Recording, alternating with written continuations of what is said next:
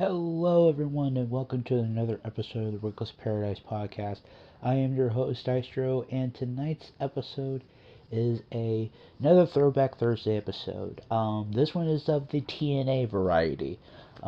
This one is a pay-per-view that is very synonymous with a lot of steel cage matches. Basically, on the TNA side of things, Dusty Rhodes had come up with a concept that's kind of like War Games, but it's not really War Games. So it was called Lockdown, and the first ever War Games, if you want to call it that, was in 2005. And this whole thing was like a huge synonymous like pay-per-view turning point sort of thing. Um, some of this is because of Dusty Rhodes' doing, and it was like every match on that card was inside a steel cage, even though it was like maybe like a best match of the night contender on the card and all stuff. But it's like it was like every match has a steel cage, and it's like we can't just take away the steel cage because it takes a lot of manpower to take it down, which that's understandable. But tonight we are going to be looking at the best of TNA Lockdown. So it is very most known for its lethal lockdown matches, which is War Games, X Division escape matches, and the Queen of the Cage matches. One of the most notable or memorable spots is AJ diving from the rafters in '06. One of them, another notable match, or I guess moment, is like they had a tables match inside of the steel cage, which was kind of odd. Um, but some key highlights from various TNA Lockdown events, which was like TNA Lockdown '05, '06, '08, '09, 2011, and 2012. Um, so, like I said, TNA '06 was like, that was like '05, '06, '07 was like kind of like their best years, in my opinion. Um, Lockdown '09 was like a lethal lockdown match with like Mick Foley, Sting, Jarrett, and Angle, which was kind of crazy. Um, and then 2012 was like the catalyst of like Bobby Roode versus James Storm. Um, but there is like more to it. But if anybody does not really know what the TNA Lockdown match is, it's basically like War Games. But there is weapons permitted and even provided. When all competitors have entered the ring, a roof is lowered on top of the cage with various weapons hanging from it.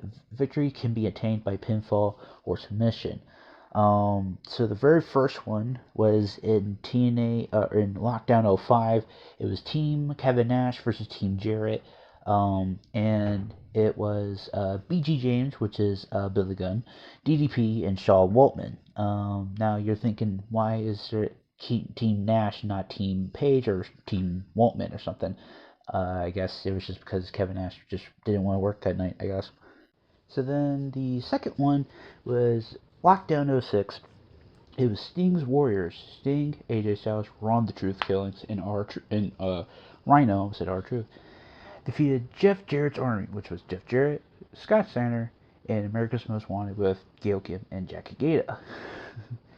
2007, Team Angle, Samoa Joe, Rhino, Sting, and Jeff Jarrett defeated Christian Cage, AJ Styles, Scott Steiner, Tomko, and Abyss, which actually sounds. And I've actually watched that review, and it's pretty good. 2008, Team Cage, Christian Cage, Kevin Nash, Matt Morgan, Rhino, and Sting defeated Team Tomko, AJ Styles, James Storm, Tomko, and Team 3D. 2009, Team Jarrett, AJ Styles, Christopher Daniels, Jeff Jarrett, and Samoa Joe defeated Team Angle, which was Booker, Nash, Kurt Angle, and Scott Steiner, which was the main event Mafia. No Surrender 2009. This one's kind of an interesting one. Beer Money, which was James Storm and Robert Roode, and Team 3D, which is Brother Ray and Brother Devon, defeated the main event Mafia, which was Booker and Scott Steiner, and the British Invasion was Brutus Magnus and Doug Williams. That's a random one. TNA Lockdown 2010, which is Team Hogan versus Team Flair. Team Hogan was Abyss, Jeff Hardy, Jeff Jarrett, and Rob Van Dam. And Team Flair was Desmond Wolfe, Nigel McGuinness, James Storm, and Robert Roode, and Sting, which that's an interesting one too. Interesting. So then we go to Bound for Glory 2010. EV2, which is Raven, Rhino, Stevie Richards, Sabu, rest in peace, and Tommy Dreamer, which was with Mick Foley. Defeated Fortune, which was a collection of trying to not put it politely, but Fortune was Hulk Hogan's group, or trying to be the Four Horsemen, if you want to call it, which was AJ Styles, James Storm, Kazarian, Matt Morgan, and Robert Roode. You can probably tell some of these matches are kind of being I'm not gonna try to say they're not being, I guess, not storyline driven. There is some stakes to it, but it's kind of getting off the rails a little bit, especially going into 08, 09, 2010. So then you have Fortune at 2011, Lockdown 2011. You have Fortune, which was Daniels, Storm, Kazarian, and Robert Roode. Defeats Immortal, which was Abyss, Bully Ray, Matt Hardy, and Ric Flair. Now, what you're wondering why Matt Hardy and Ric Flair are in the mix? Well, at Genesis 2011, Matt Hardy joined the company, and he had these really shitty dreadlock hair. It was not a good look for him, and he looked out of shape. He didn't just want to be there. And then Ric Flair, well, that's Immortal. That's Ric Flair's stable. So it's just, I'm okay, well, all right. Then we go to Lockdown 2012. We have Team Garrett versus Team Eric. The Battle of the Bischoffs. Team Garrett was AJ Styles, Austin Aries, Garrett Bischoff himself, Mr. Anderson, and Rob Van Dam. Defeats Team Eric, Bully Ray, Christopher Daniels, Eric Bischoff, Gunner, who remembers Gunner, and Kazarian. Daniels and Kazarian, they were called Bad Influence at the time. And then Bully was kind of doing his very best work at the time too. Now we go into Lockdown 2013. If you guys are kind of keeping track at this point, this is all the Lethal Lockdown matches. It's literally kind of going into Lockdown. But these are the Lethal Lockdown matches. So you have One Night Only Hardcore Justice 3, which is technically part of Lockdown, but it's not really. Sorry. Lockdown 2013, which was Team TNA versus Aces and Eights. Who remembers Aces and Eights? I do remember. Team TNA was Eric Young, James Storm, Magnus, Joe, and Sting. Aces and Eights was Devon, Doc, which is Doc Gallows, Garrett Bischoff, Nux, Mike Knox, and Mr. Anderson. Which is crazy. And then we go into Hardcore Justice 3, One Night Only. Team Angle, which was Angle, Joe, Storm, and Abyss. Defeats Team Rude, which was Bobby Roode, Robbie E. and Jesse Goddard, which is the Bromans, and Magnus. And then it kind of goes into more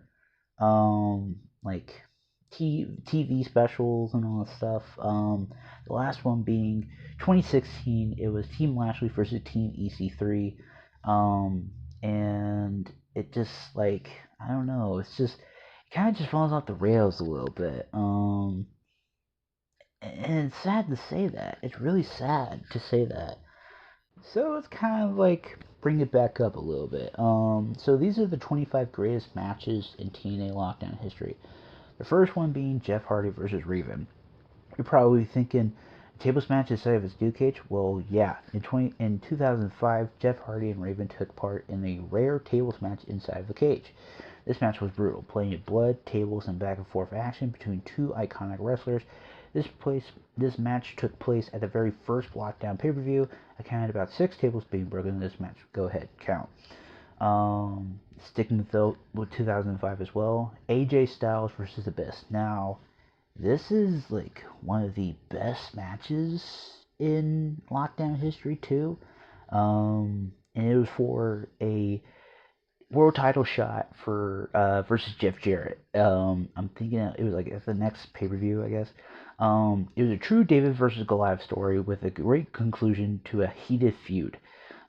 This match was simply phenomenal, no pun intended. It had it all: chairs, tacks, hard hits, high flying moves, blood, unpredictability, and a great outcome. And it was actually kind of right. So then you go into 06. You have the X Division Escape match. So you have Primetime Io Skipper, Petey Williams, Canadian Destroyer, Hale Sabin, Chris Sabin, Shark Boy, Puma, and Chase Stevens. The rules are simple, really. Pinfall or submission is needed to eliminate opponents. Once we reach 2 finalists, escape is the only way out.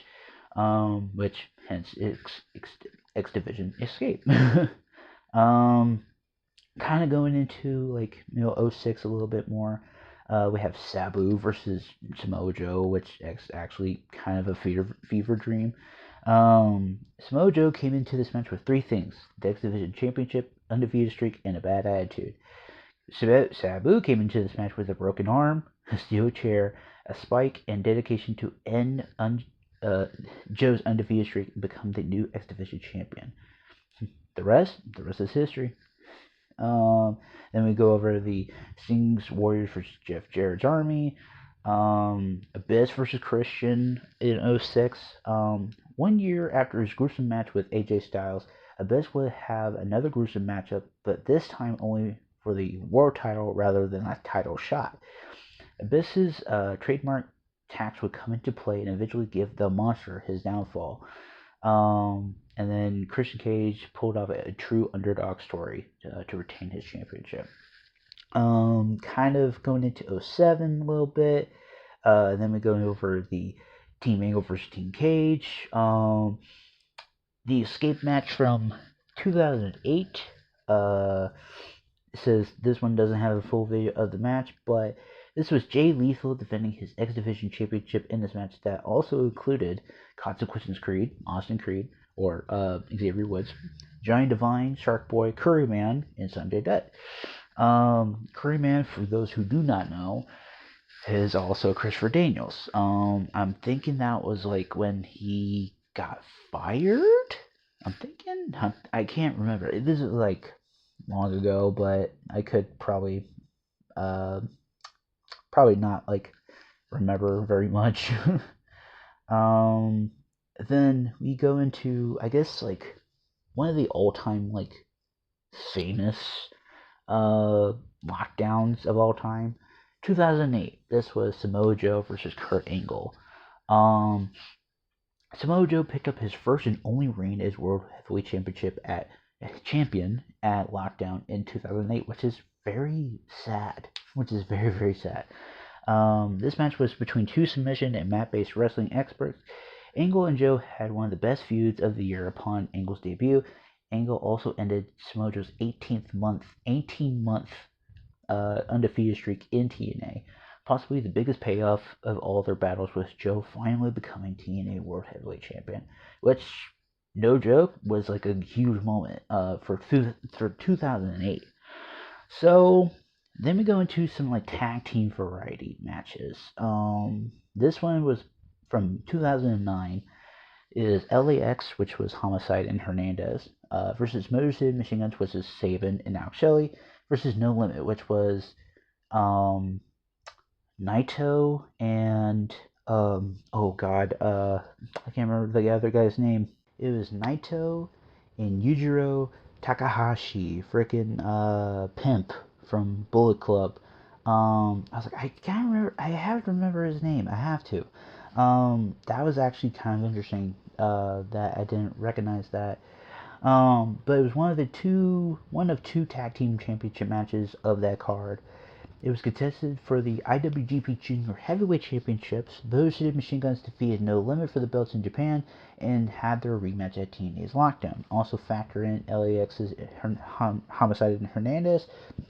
LAX and the Guns can go down as two of the best tag teams in TNA history.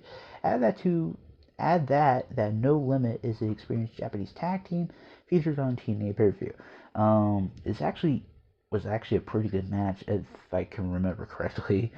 But the second tag team match of the night was Team 3D versus Beer Money. It was supposed to be a Philadelphia street fight, but for almost half the match, the cage wasn't able to contain these teams. There was trademark tables and some blood involved. And actually, it was a really good match too. I've actually seen that one.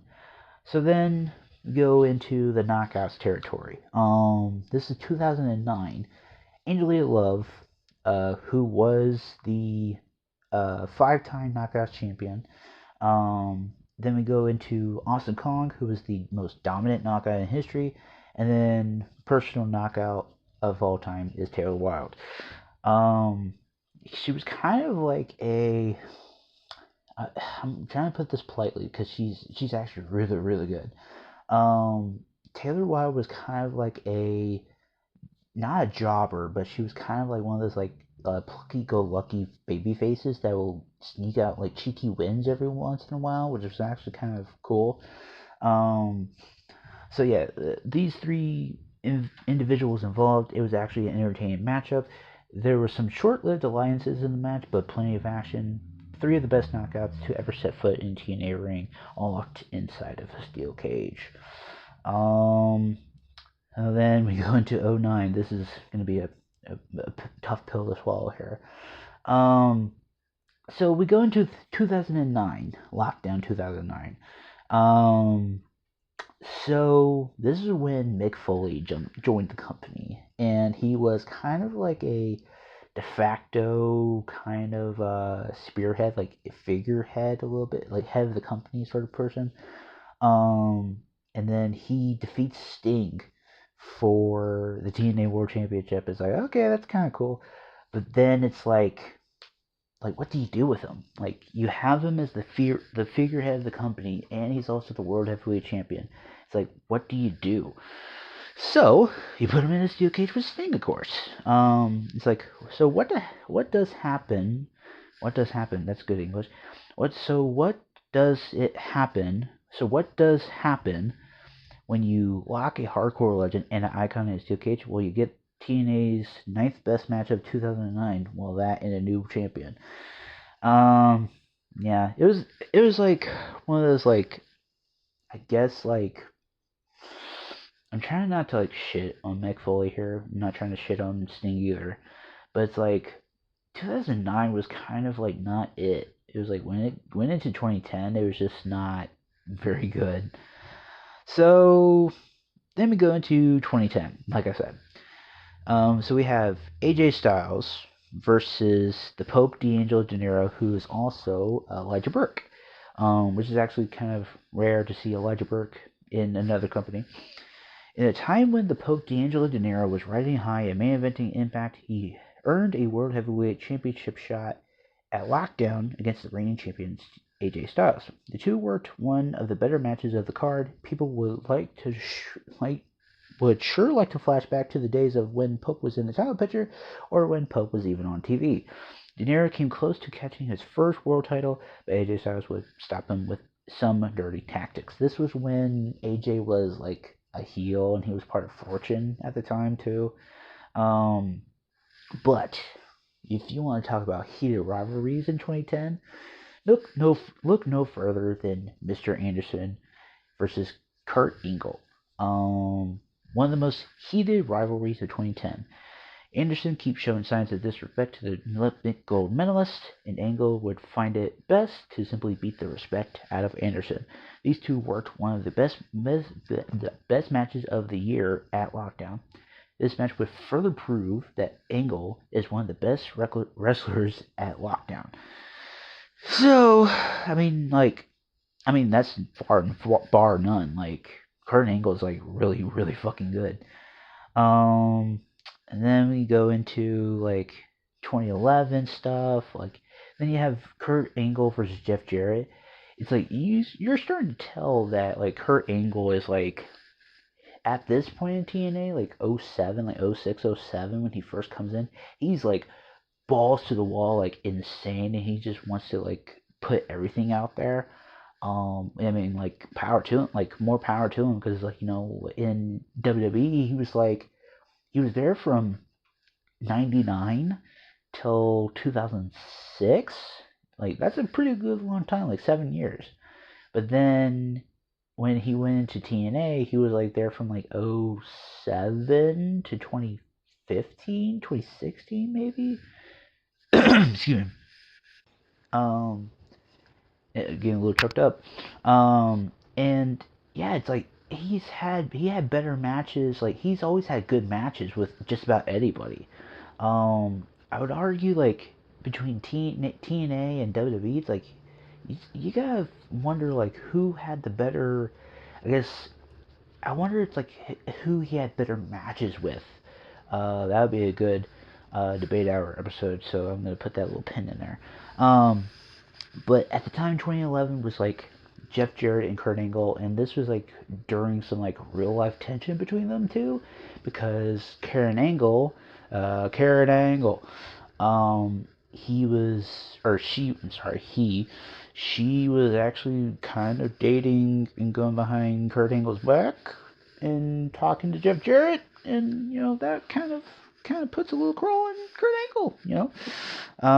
This is no match, but I did manage to find the aftermath of the mayhem. It's on this Bleacher Report that I'm looking at it on.